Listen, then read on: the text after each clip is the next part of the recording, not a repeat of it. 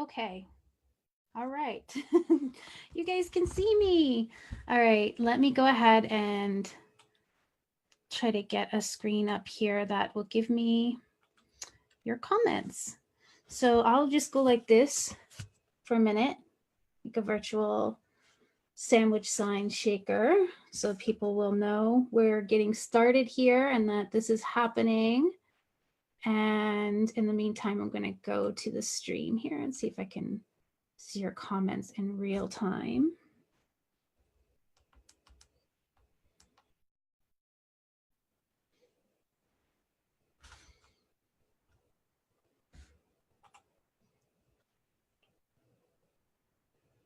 Okay.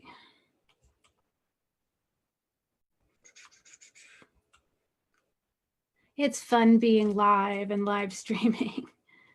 Give me a minute, and this will give people a chance to realize that this is happening and join us and be present for when I get into the nitty gritty of things.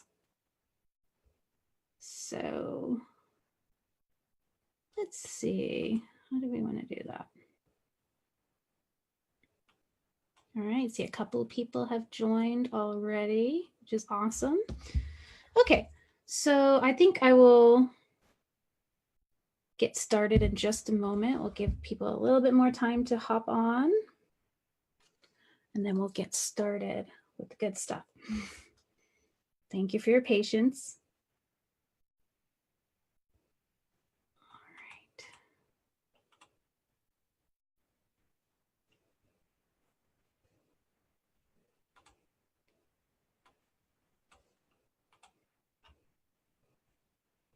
All right. Okay.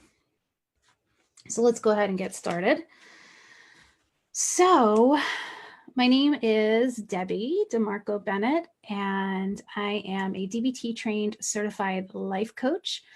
And I have been teaching online DBT skills courses for the past over 5 years now. It'll be 6 years this spring, and also the celebration of the 6-year anniversary of emotionallysensitive.com's DBT Path online DBT skills course.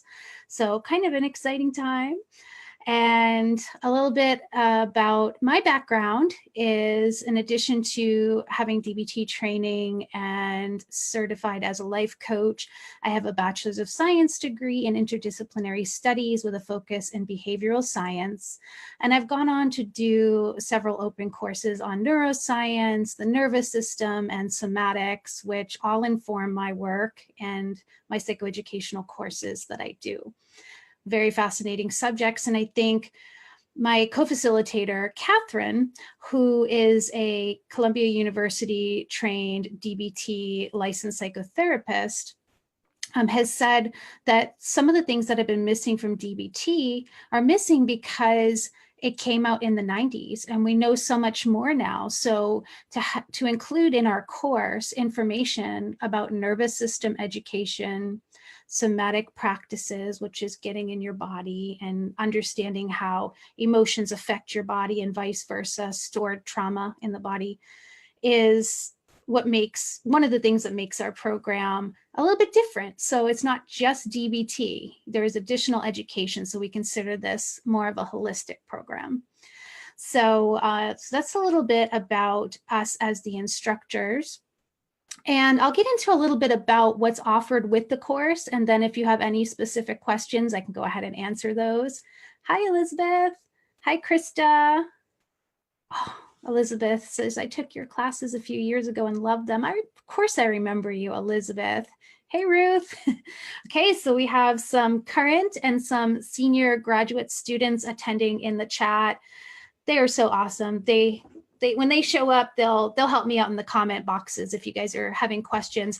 I realize there's a delay between what I'm doing and what you're seeing and hearing. So I appreciate your patience in terms of how quickly I get back to you when you're commenting in that comment box.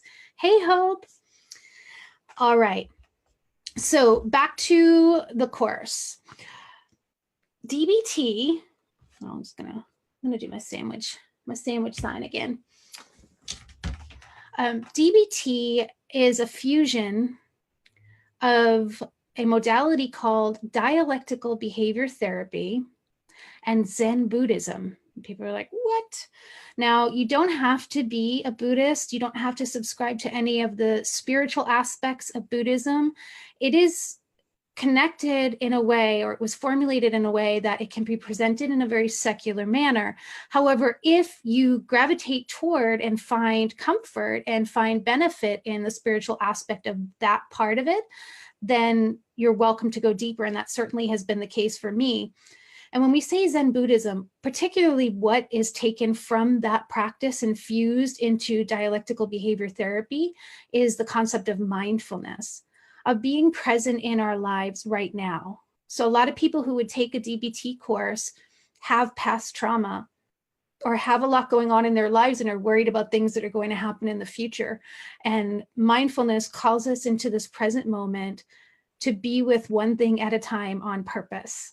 So just really focusing on what's happening in the now. So even if we get triggered by something that was happening in the past and it's affecting us, we look at, instead of going back into the story of all the details and re-traumatizing ourselves, we go into the moment right now and ask, how is this affecting me right now? What can I do to be skillful and take care of myself? So that's that fusion of the Zen Buddhism mindfulness. So DBT's, I don't think I mentioned this at first, but it's a combination of CBT, which is cognitive behavioral therapy, and Zen Buddhism. Put those together and we have our DBT skills. So hopefully that makes sense. If you have any questions, of course, please pop them in the comments.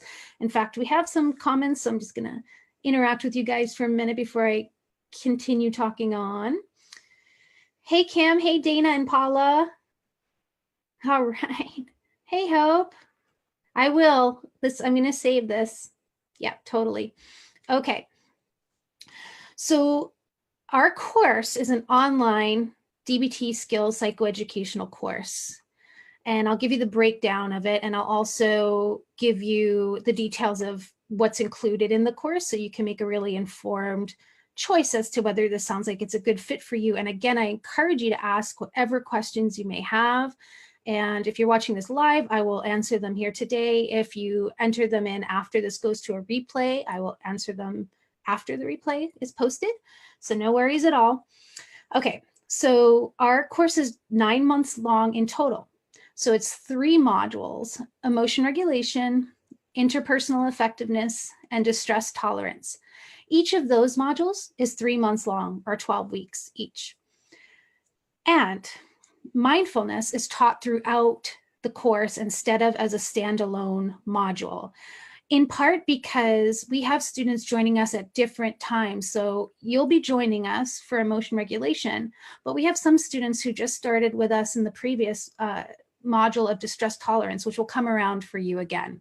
So you do emotion regulation this time, and then interpersonal effectiveness, and then distress tolerance. But because people are coming in at different points and the classes are recurring, we don't want you to miss out on mindfulness or have to wait 9 months for mindfulness. So the mindfulness skills are infused into each module. We learn various mindfulness skills in the beginning of distress tolerance, emotion regulation, and interpersonal effectiveness, and throughout. It is the foundation and the basis for this work. So it's super important that we have you learning and practicing mindfulness throughout your studies here. So that is the answer to the question that came in. Someone had said, I saw on your site that you have emotion regulation, interpersonal effectiveness, and distress tolerance, but where's mindfulness? So it's all about mindfulness. Okay, so this class includes, on a weekly basis, at 3:30 p.m. Pacific to 4 p.m. Pacific, what we call pre-class chat. So it is a chat box that you can go into and engage with other students from around the world, simply typing. You don't have to turn on your cam. You can type your questions, type your communication with each other. It really is a sense of connection that people feel, is what they tell us, being a part of this. And I certainly feel it as an instructor, and my co-facilitator has expressed similar sentiments, that being in that space with you and having that community and talking about things outside of mental health. So for that half an hour, sure, you can bring up information about the class lecture or questions about class content or skills practice. But what we see more often is people talking about how the week has gone. how things are going with their marriage, how things are going with the new job or the interview, and this connection and support system that begins to develop. Don't worry if you can't make it to the pre-class chat, because we have another place where we have community and connection, and I will share that in just a minute. So after the pre-class chat, that's from 3:30 to 4 Pacific, from 4 p.m. to 5 p.m. Pacific, we have our actual class, which is taught lecture style by myself and Catherine, who I spoke about a little bit earlier in this live stream. So if you are joining us late, you might want to back it up a little and you can hear a little bit more about my qualifications, her qualifications, and what, you'll hear more in the first week's class about what we bring to this holistic DBT course and why we do this work. But if you want a brief overview of what we bring, it's at the beginning of this live stream. All right, and so the class is from 4 to 5 Pacific time on Mondays. And if you can't make it, it's perfectly okay. The only thing you'll really miss out on is the pre-class chat. However, the class itself is recorded and placed in your student portal, so you can review it during the week at your leisure. And that other place of community that I wanted to speak about is our Facebook group. So we have a closed Facebook group, and it is not like your typical Facebook group that you might enter into that has the topic of borderline personality disorder or emotional sensitivity or DBT skills practice. It really is structured and organized, and only myself and Catherine, and at some point, probably another member of our DBT team, can actually post to the wall and start conversations. So conversations that happen every week are the homework thread, where you can participate, submit your homework, get personalized individual feedback, as well as support and ideas and contributions from your peers. And there's a due date, and all of that information is listed on that thread. And each week we also have a Q&A thread. So as you're going through the week, thinking about the lesson, perhaps reviewing it again, and questions come up for you, questions that are relevant to your life and applying the skills in a way that's meaningful to whatever you're going through in life right now that would lead you to take this DBT course, whether it's in relationships or work or school, you name it, you can place your question on that thread and receive a personalized answer. We also have bonus threads, community threads, where we engage in conversation. But what does not happen is we don't have participants or students posting willy-nilly on the wall in crisis. There are some pretty well laid out guidelines and expectations that students agree to if they wanted to participate in this in the Facebook group. And it's been going really well. And we invite you into that space as well, especially if you are in the UK or you have to work or have school or have other commitments or obligations that prevent you from attending live. And if you miss out on the pre-class chat, this is a place to connect as well. So I want to open it up and see if we have any questions. If not, I will think of some more things I can share with you, generally speaking, about the course. Again, we're on a delay, so I'm going to give it a few. And I was saying at the beginning, I felt like a virtual sandwich sign shaker. And I'm on delay in front of myself, so it's really funny because it's not happening yet. But please feel free to pop your questions in the Q&A or in the comments regarding anything you want to know about the program, anything that has you on the fence in terms of you want to join this class, but you have this concern or this question.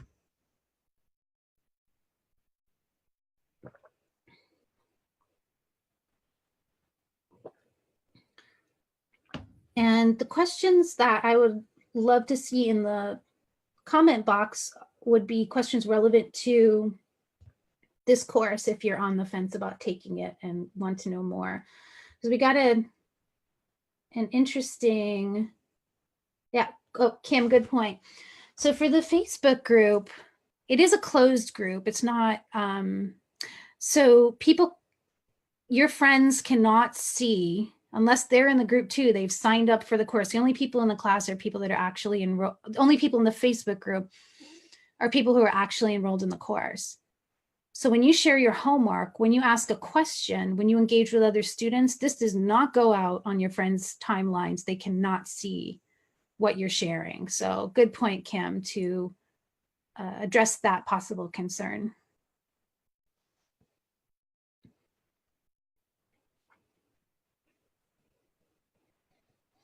Krista's asking a specific DBT skills question, which I will read and I will offer you some articles, Krista.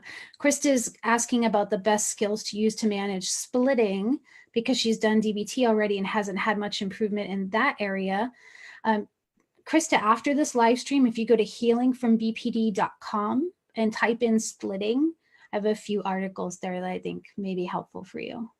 But these are the kind of questions that can certainly be asked and addressed in the course, and especially now that we're going into emotion regulation.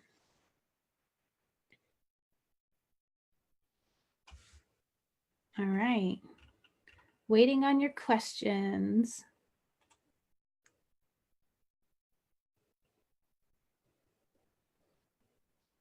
I'm trying to think of, you know, another typical objection or concern is cost. And I get that it's not in everyone's budget right now to afford our course. And comparatively to other DBT programs, we are considered inexpensive. It can be hundreds or thousands of dollars a month for a DBT skills group, depending on where you are. And oftentimes there is a long waiting list, and also the commute and having to go and be in person. And this course offers that additional convenience of being online and not having to deal with all of that. So I wanted to address that. If you absolutely can't afford the course right now, I just mentioned to Krista that I have a website called healingfrombpd.com. You could always sign up there. Occasionally I will send out, or it's been more than occasionally lately, I'll send out articles and videos on borderline personality disorder and DBT skills, and you might find those helpful and encouraging. Let's see.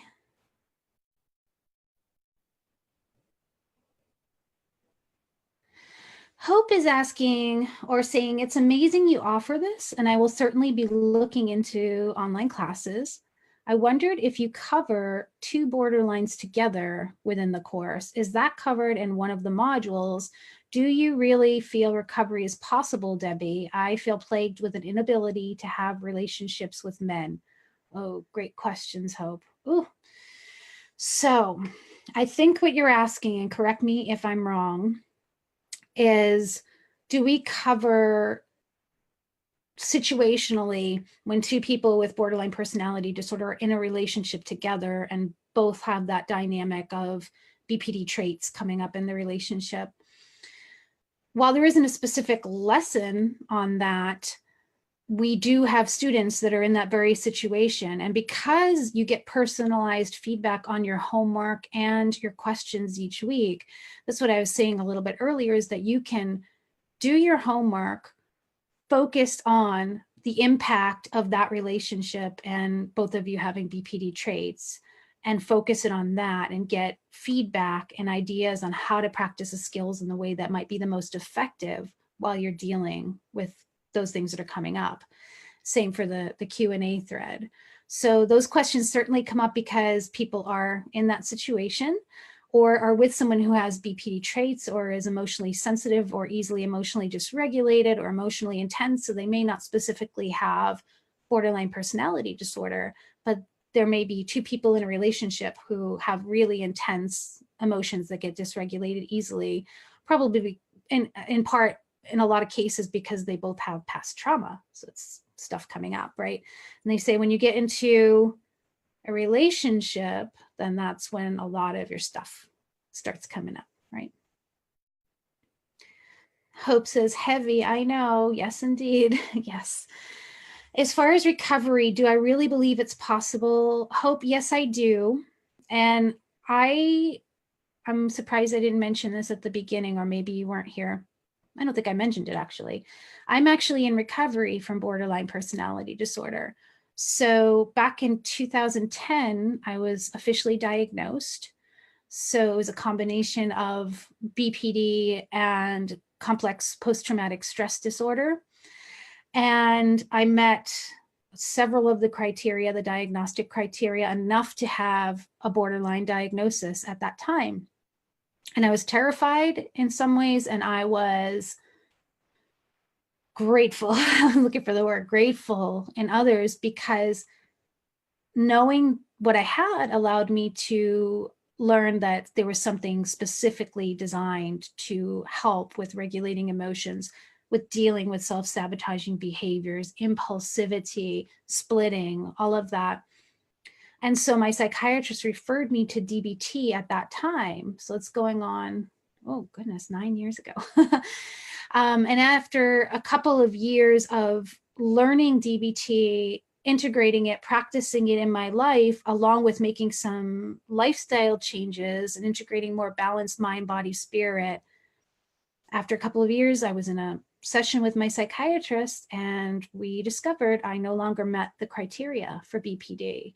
So while I still had and do continue to have some BPD traits, I no longer have the diagnosis. And this is something that is not something you hear about frequently with serious mental health disorders, that someone can have a diagnosis and at a later point in time not have that diagnosis anymore.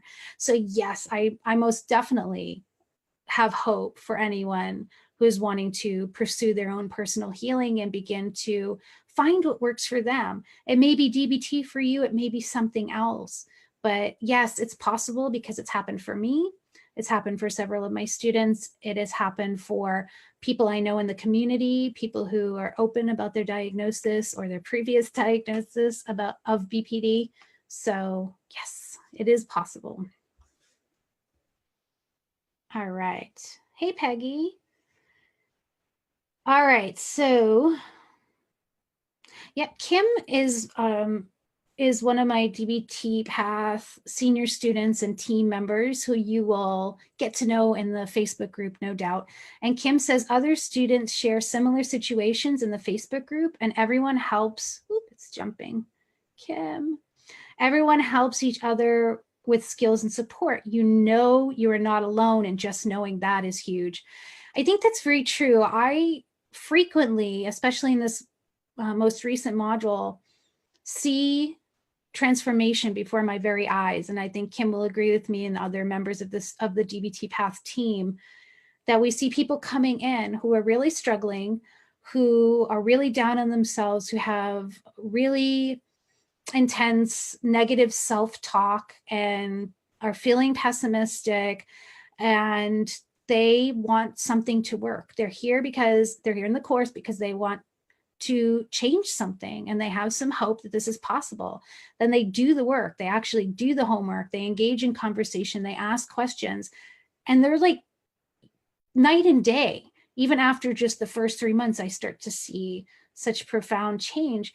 But especially for students who do all 3 modules, and then we have students who choose to repeat the modules. So I have students that have been with me for years out of choice because they want that refresher, they want that accountability, they want the group experience, they want to keep in the skills practice with a community as opposed to on their own. And I get that because through teaching now for almost 6 years, this forum, being a teacher, holds me to a standard of accountability with practicing skills. So I get that, of wanting to stay accountable, wanting to keep learning and going over the information. And my students will tell you that, the ones that repeat, that the material is updated every time. So we get new resources, new information. Catherine is in the final stages of her PhD program in depth psychology. So she brings a lot of interesting things in related to dreams. She has a background in eating disorders and body image. So there's a lot of stuff that comes in through that, as well as somatics practices, with, as I was mentioning earlier, this connection between emotions and the body. And I also share that passion, as well as nervous system education and neuroscience. So the information is constantly being updated to keep it fresh and relevant and informative. All right, questions. Hope is feeling inspired. She says she has BPD and CPTSD. Not uncommon that these would happen together. And there seems to be a lot of overlap too, right? Between both when you really look at it. Okay, and Kim wants me to mention, good point. The course is not just for BPD. It helps anyone who's emotionally sensitive. So originally, dialectical behavior therapy skills were created for people who have borderline personality disorder, who deal with self-injury and suicidal urges and thoughts. It's now used in a much wider way. So there are people with bipolar disorder, there are people with eating disorders, people with post-traumatic stress, people with anxiety, people who feel like they experience their emotions more intensely or experience more emotion dysregulation than the average person. You name it, people are coming to these skills and potentially finding benefit, potentially finding a way to have more balance and to reduce their suffering in their everyday lives. So it's not limited to those with BPD. That being said, because I'm in recovery from BPD and the majority of people who sign up identify as having BPD or BPD traits, not all of them, but a large majority, we do reference and use many examples with BPD. However, if your issue particularly is eating disorders or something else, again, personalize this course by asking the questions that matter to you in your life so that you can get feedback on applying these skills in ways that are meaningful to you and what's going on for you. Krista says, are the weekly lessons live or pre-recorded? Catherine and I teach them live each week because we want to keep it fresh. And if something's going on in the world that's not extremely controversial, and that would be extremely triggering, we can bring that in. And we can also bring in examples that people have shared or homework examples from the previous week in class. So we're on the air, so to speak, live each week. And then we do record that and put it in your student portal so you can review it during the week. Let's see. Ruth believes that recovery is possible. She never thought that before. Ruth is one of our senior students who is very awesome. And Peggy says, it happened for me. Anything is possible. Ken's asking, do you need Facebook for the course? Okay, let me answer the Facebook question. Let me take a sip of water first. Hold on. Take a nice deep breath. Model taking a breath.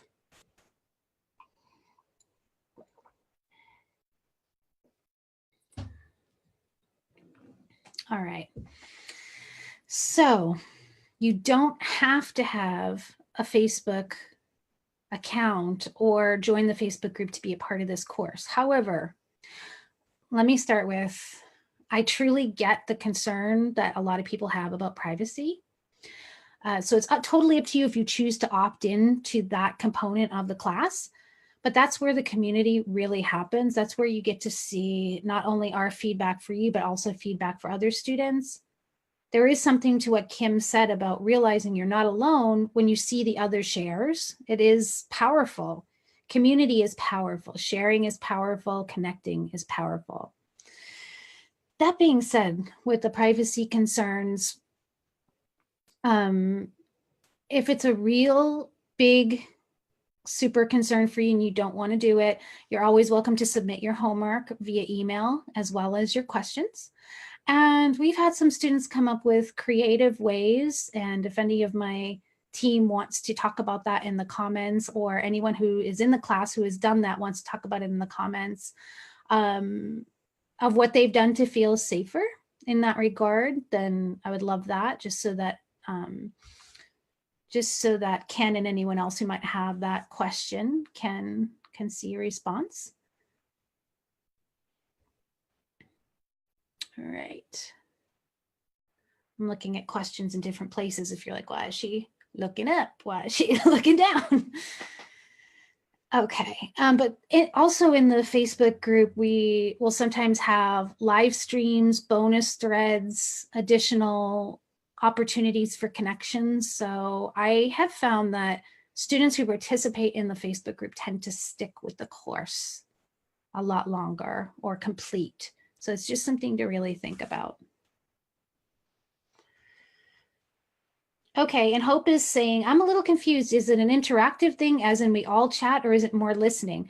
During the actual lesson, Catherine and I are presenting live, and we have a short opportunity for Q&A at the end of the class for general questions about the content that we just covered, but it's not interactive throughout the course. You don't have to turn on your cam, you don't have to speak, you don't have to engage in that way. So you'll be taking in the skills as a psychoeducational skills lesson, and then participating in homework and questions and discussion in the Facebook group, or as I was just mentioning, if that's not going to work for you, you can do that by email.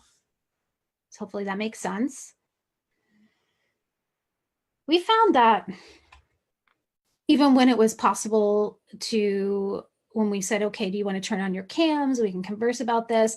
Most people didn't want to turn on their cams. This was part of the appeal of doing an online course. And I'm not going to do any name dropping or anything right now, but this is one of the reasons why celebrities and people that are public figures or who have, you know, public jobs take this course, because of that anonymity. They want to learn these skills, but of course they don't want to go to a local clinic to do it, because it's just, you know, they need that privacy.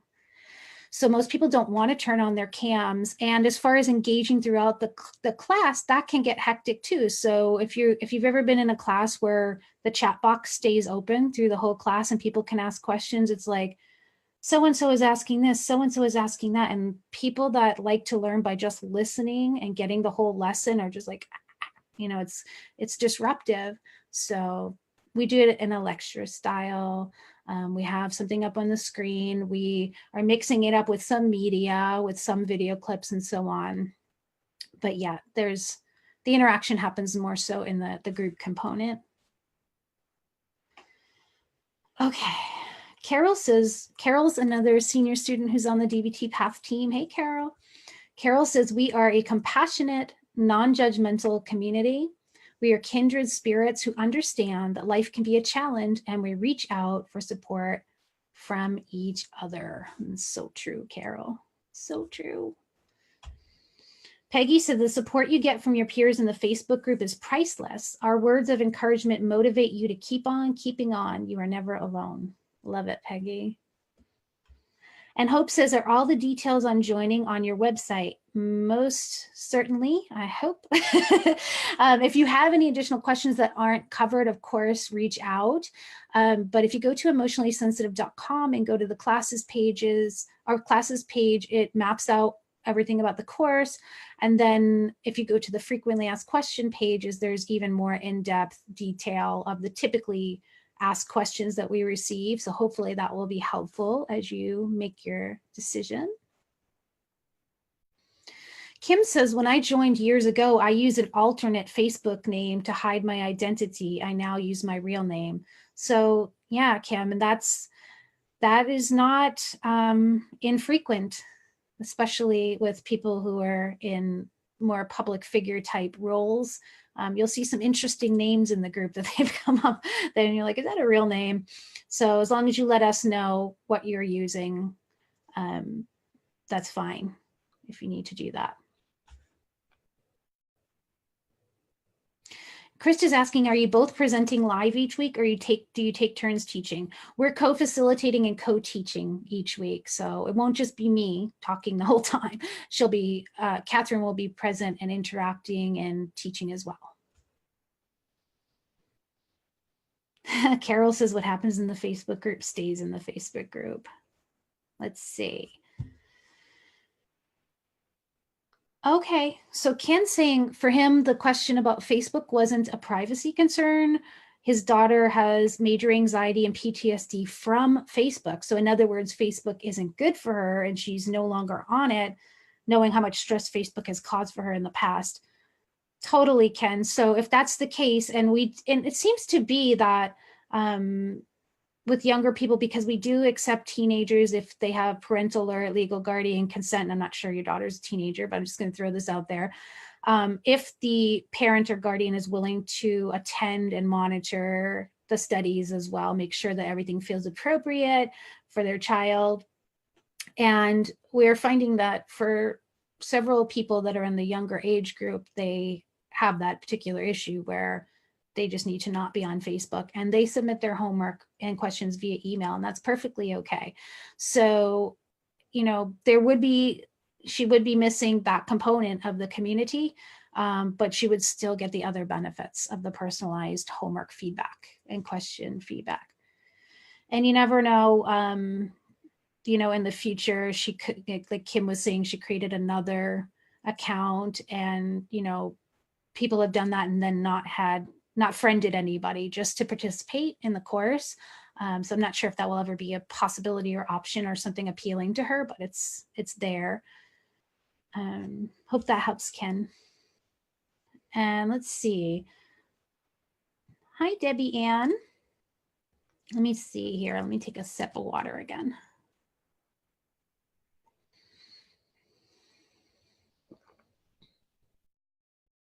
Great questions.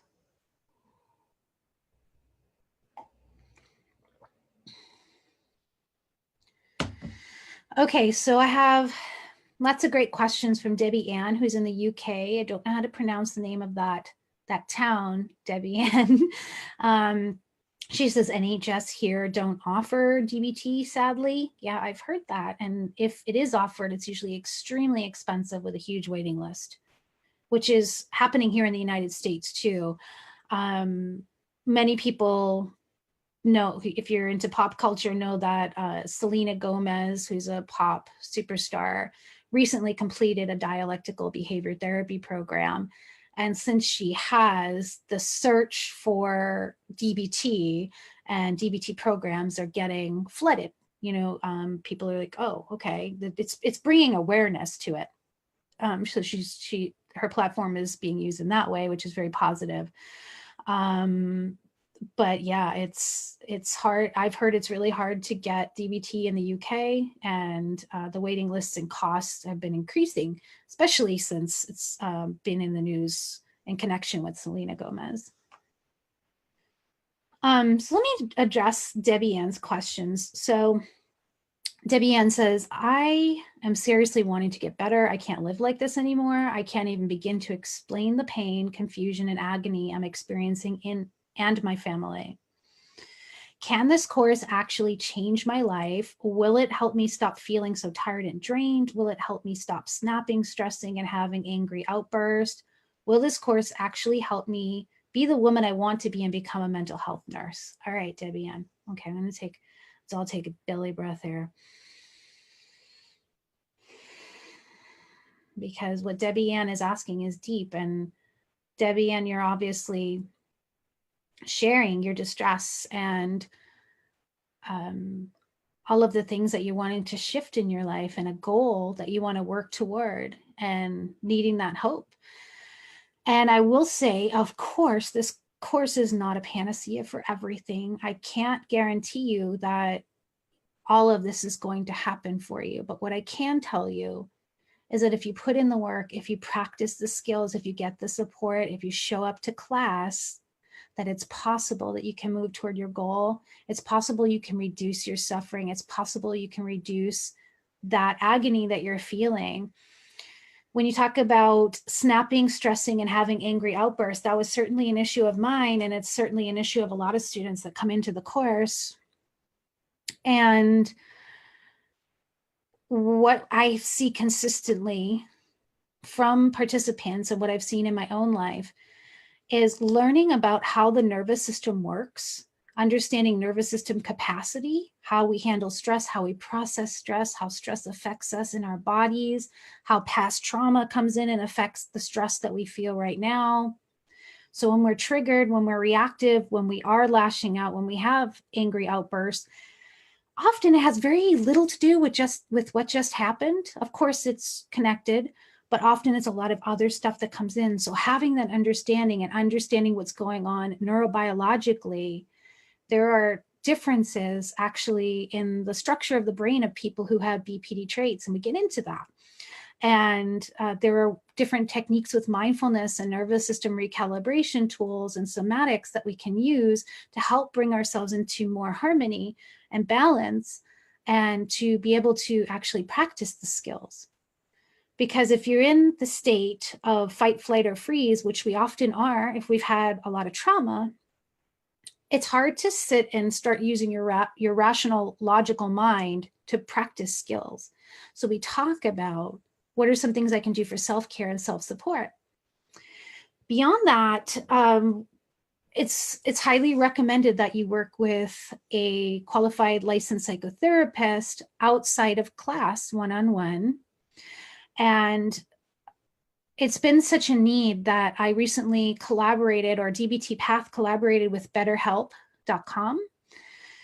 BetterHelp is an online therapy service, and the vetting process for their therapist is pretty intense if you've ever looked on their website, and they have really experienced, qualified therapists on there. And I have a link for anyone who wants it, whether you're a student or just thinking about being a student, that will give you 50% off of your first month of psychotherapy services with them. And I don't get a kickback. There's no commission or kickback to DBT Path or myself. This is an arrangement I made with them. I told them about this program, what we're doing, the people that are needing help out there, and they generously offered this. So if anyone would like that resource, let me know. And Debbie Ann, that might, if you're not already seeing a therapist, that could be an amazing resource to do concurrently with taking this course, so that you can go deeper and address everything that's coming up. But certainly throughout the course, we can work together, myself and Catherine and you and our team can work together to address as this stuff is coming up for you, and as you're practicing the skills and as you're improving your self-care, to see if there are ways you can be more effective with your skills practice to work on the things you brought up. So hopefully that's helpful. All right. Let's see. Kim says, oh, Kim's speaking to Ken, who is talking about his daughter who has PTSD and such from Facebook. And Kim says, Ken, your daughter could still get a connection to the community by participating in the pre-class chat session before class. It's a typed chat, not voice. Yes, and that's, thank you, Kim. And that's not hosted on Facebook, Ken. That's in our online class webinar platform. And Peggy is also being supportive, just letting Ken know that our Facebook group is different than others. We have no drama or improper language or putting anyone down. It's monitored very closely for any improper material or posts, and would be very safe for a teenager. Thanks, Peggy. Yeah. Ruth says, completing the homework is so important. This is the way we grow and face ourselves, and we get invaluable feedback from Debbie on our homework. Thank you, Ruth. Thank you so much, because that's the key. You can come to the class or review the recordings every week, but the way that you actually start to shift and move towards your goal and make changes and start to see transformation is to practice these skills in between the lessons, to actually get out into the world, use these skills in situations that matter, take yourself out of your comfort zone a little bit at least, and get feedback. So if it's a positive experience, we can look at, well, what worked so it works again next time.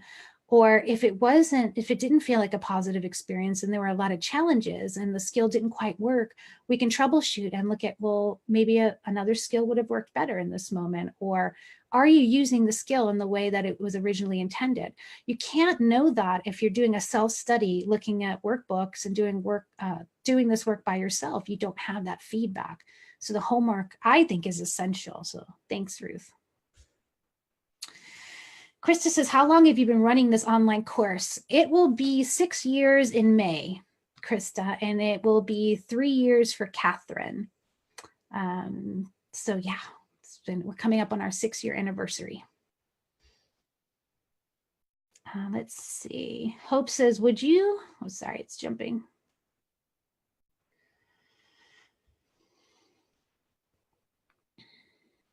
Hope says, would you say doing a DBT course is best to do before any sort of one-on-one therapy? Does it matter what order you do it? I've heard varied opinions.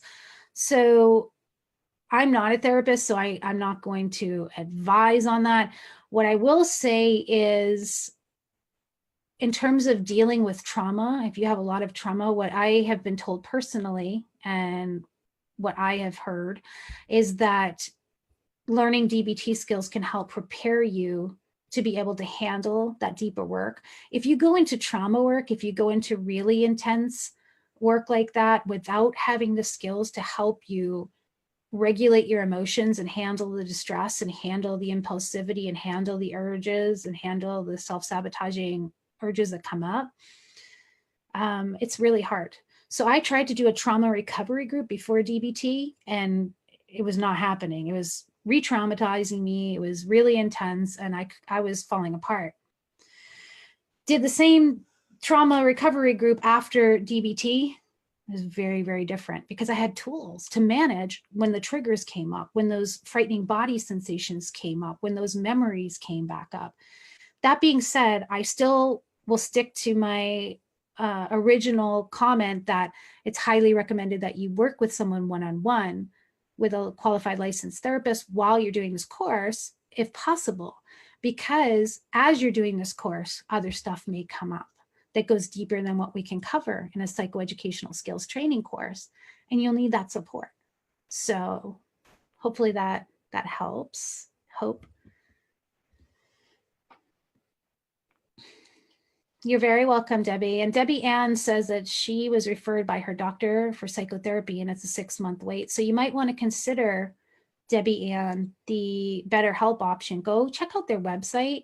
If it looks appealing to you, just come back and respond in your comment if you want that link that I was talking about, because it's, you know, you're welcome to utilize that as well.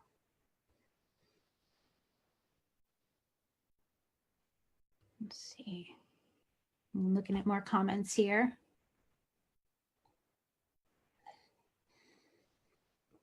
Hi, Christine.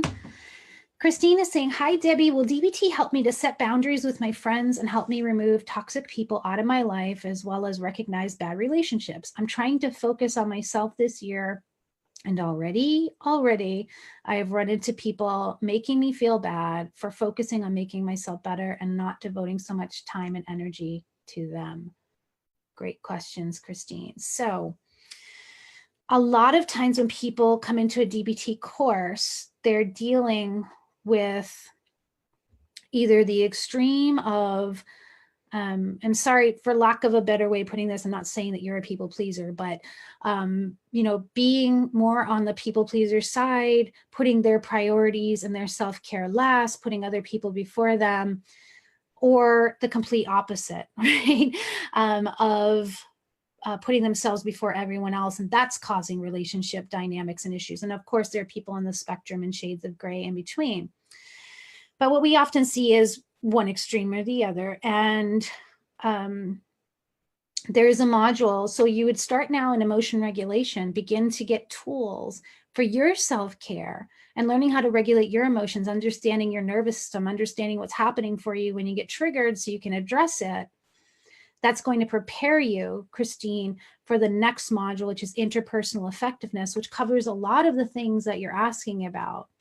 So we do look at boundaries. And if you're needing to jump in and specifically relate things to boundaries, as I've been saying throughout this presentation, you can personalize this course by focusing your homework submissions as well as your questions on what's happening in your life that matters to you.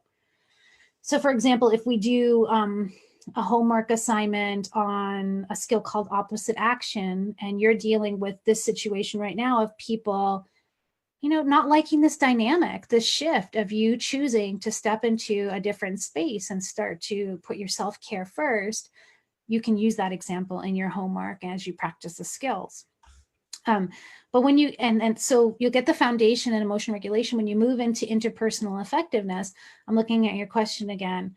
We actually have specific lessons and skills training on evaluating whether a relationship is toxic for you using your wise mind. So not making an emotionally based decision that you regret, but really mapping it out, really checking to see if this relationship no longer serves you, and if it's in your best interest to then begin thinking about how to move out of that relationship. It could be a friendship, it could be romantic, it could be a roommate situation, it could be a job situation.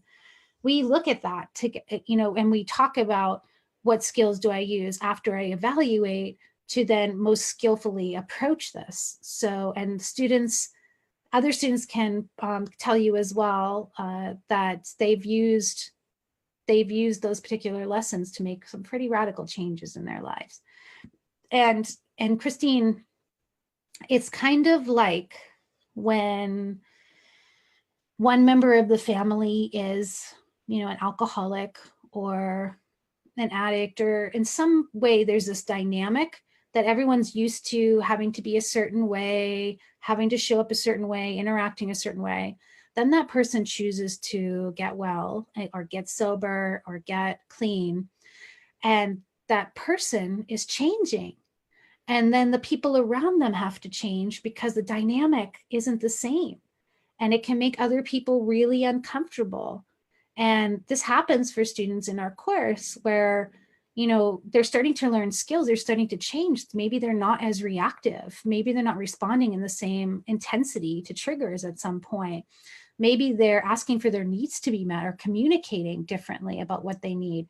And family and partners is like, sometimes like, whoa, this is different, so it is a process. So you saying that people trying to make you feel bad, I think you're going to have some company of people relating and understanding what that's like, for sure. It's threatening sometimes to other people, especially if, well, what if she gets well? What if she's confident? What if she doesn't, have a breakdown over these things and is able to keep a job and become financially independent? It's a lot of stuff that comes up for people.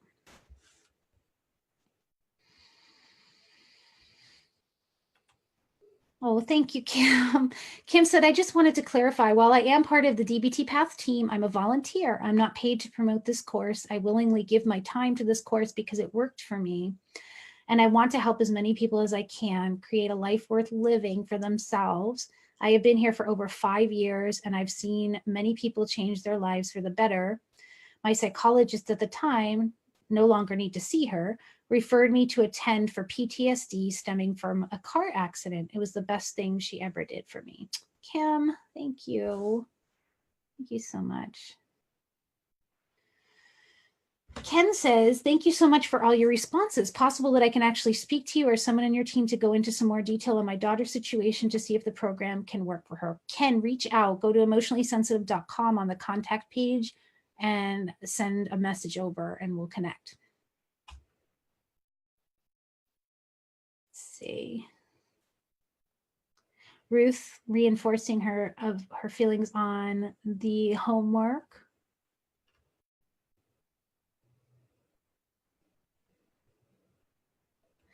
All right, so any other questions about the course itself?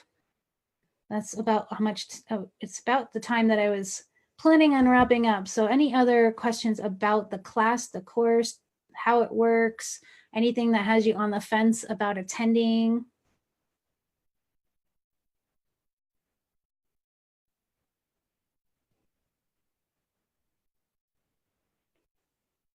Give you guys another minute or so.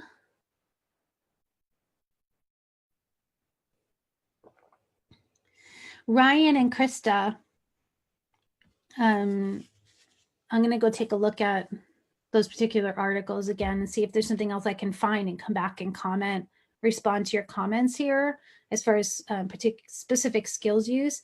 It really is a matter of it being very individualized to the situation, but one of the basic skills that can help is the mindfulness of beginning to notice whether you're in that state of mind. So beginning to, and we're talking about splitting, so beginning to notice what your red flags are.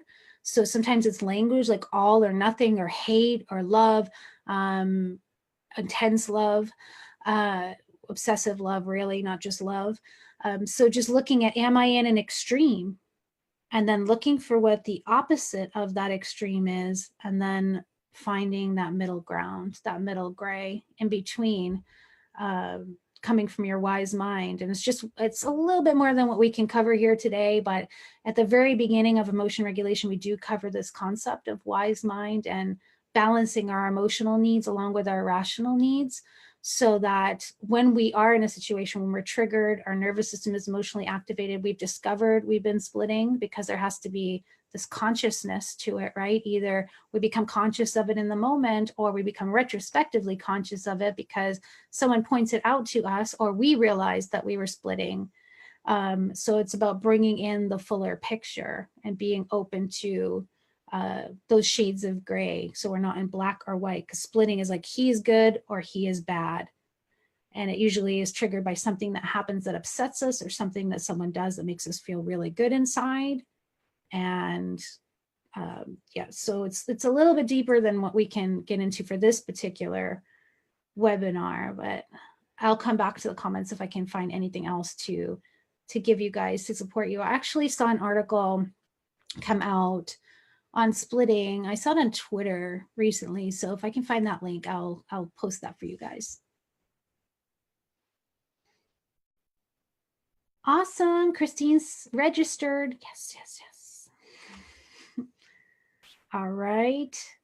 Hey, Emmy. Emmy says, hi, Debbie. I love watching your YouTubes to feel a little better. I've been diagnosed with BPD, and so I've always been interested in joining your online classes. Hey, Emmy, I'm so glad you found my YouTube videos helpful. That's awesome. And she's also saying, I have a really hard time sticking with things due to it. However, is your course pretty easy to follow along? I'm hoping I could stick to it. I think it is pretty easy to follow along. And what I invite students to do is, if at any point you're starting to feel like you're losing your drive or losing your commitment, that we connect and come up with, we look at your original goal that you set, or when you fill out your enrollment form, you write in what you want me to remind you of if you start thinking about quitting. So we talk about that to get back into that space of when you were first signing up, what was motivating you? What was the fire underneath your feet that got you to sign up for this course? So we can get you back in contact with that and talk about what's at stake if you don't complete. And then we come up with a plan, like if it's because it's feeling overwhelming with time or whatever the issue is, we come up with a plan to help you stay on track. Hopefully that answers your question, Emmy. And Ruth is saying, yes, the course is easy to follow along. All right. Any other questions about the course?